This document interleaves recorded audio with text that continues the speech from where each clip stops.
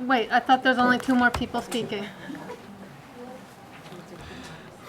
I think more hands are going up. Yeah, this is, okay. I'm going to allow 2 more speakers, that's it. 2 more speakers. Thank you. I'm Keith Mistretta from Durham, and I'm not here to talk about Jim. I'm here to talk about our declining school district and the rising costs in this school district.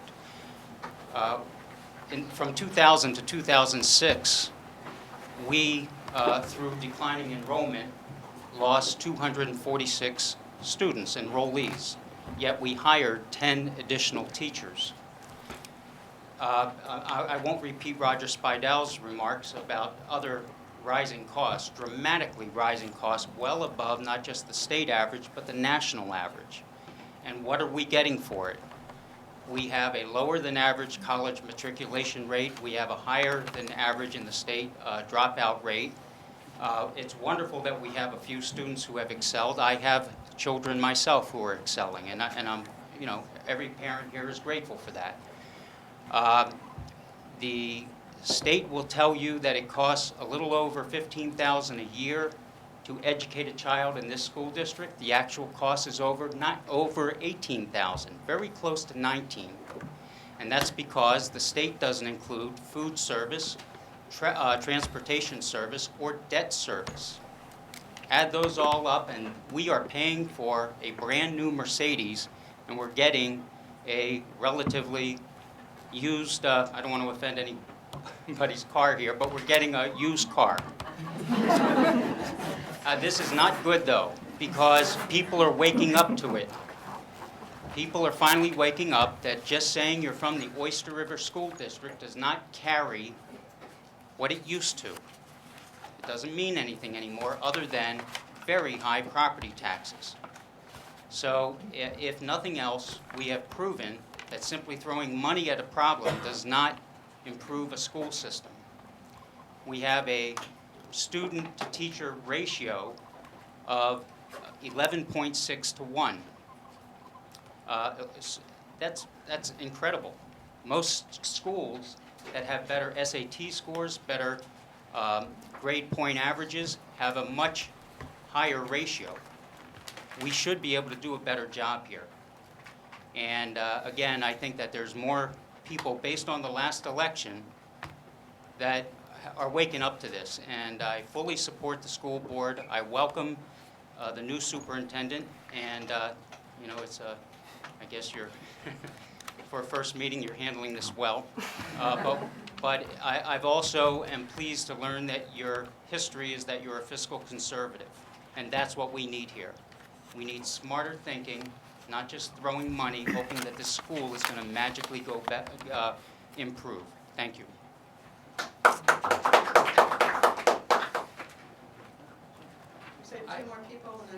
I'd like to remind everyone there is another public comment at the end, and we are going to have a fairly short meeting tonight. So I was just going to say, let's be polite. And I've been waiting, but she needs to speak. But if you give me 1 minute. You have, John. You have been waiting.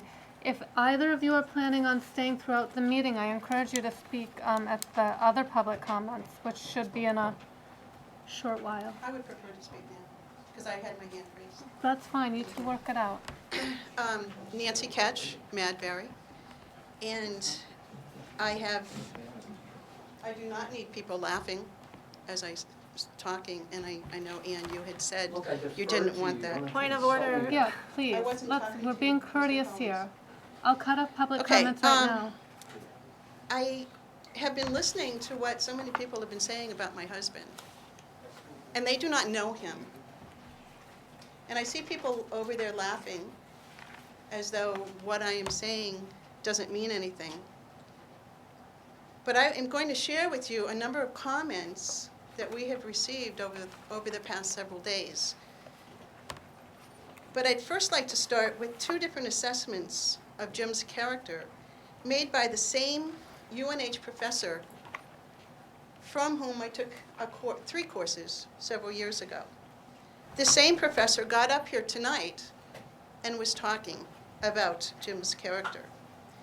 However, during one of the courses I took with them, and I'm going to use them as opposed to him or her, because I do not want to identify them, professor commented to me then, and on many subsequent occasions, that based on what they had read about Jim, and again, this was several years ago, that he was a wonderfully funny and kind man. This professor reiterated those comments to Jim when they were introduced to him about a year ago. But let's fast forward to the present. This same professor wrote a letter requesting his resignation, questioning his character based on what she read on Twitter. I'm sorry, I used she. I have to question how this professor, having read 2 different pieces, could come up with 2 widely different perspectives.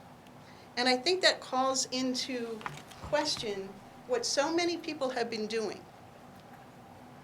You have been making judgments based on something that you have read. You have not taken the time to maturely think about it, research it, find the authenticity with which he speaks about Rahm Emanuel, his citizenship, the fact that he is also known as the ballerina of the White House. This is not a comment he made up. But that aside, we have heard from, as I said, personally heard from many, many residents of this district. A few of the comments that I'm going to read have been written or spoken by them. One person wrote, "Anybody that knows Jim Kach knows that he speaks his mind in a harmless way.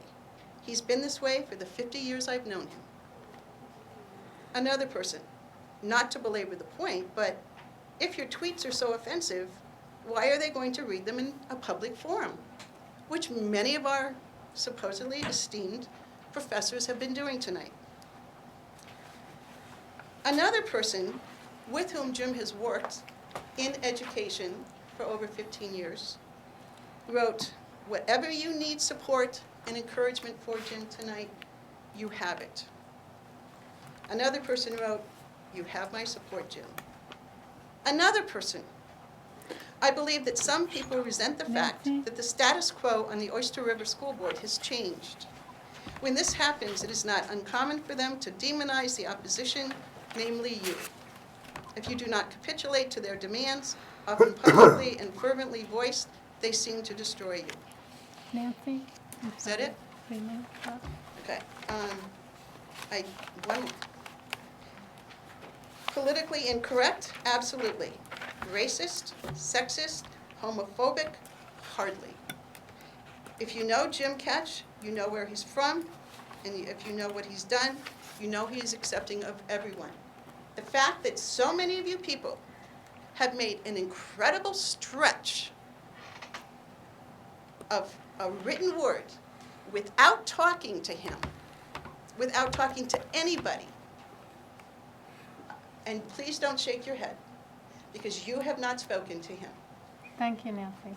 Thank you.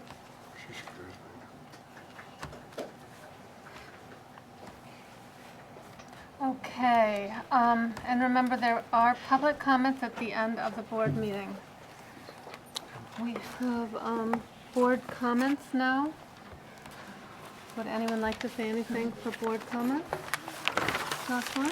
I would like to make a comment. It's not directly related to our district, but it's a children's health issue, so I think it's worth mentioning tonight. I've missed many meetings. If some of you may have known, my son was recently diagnosed with Lyme disease, and the diagnosis was a bit difficult. There were a lot of really strange symptoms, so I just want to, and I've heard a lot of other kids in the district getting Lyme disease this summer, so I just want to remind parents that there are many symptoms of Lyme disease, and you should really do some research if one of your children gets ill this summer. Thank you for sharing that. Jim? I would very much like to apologize to anyone who was offended by the content of my Twitter account. Please understand that most of these comments were posted prior to my being elected to the board in March of 2011 or my appointment to the board in August of 2010. I will be happy to meet personally with any of you who are so offended. Again, I deeply regret having offended anyone. That was never my intention, and I most sincerely apologize to my fellow board members and to our our newest superintendent, Leela Vec, for any distress that I may have caused them. Thank you.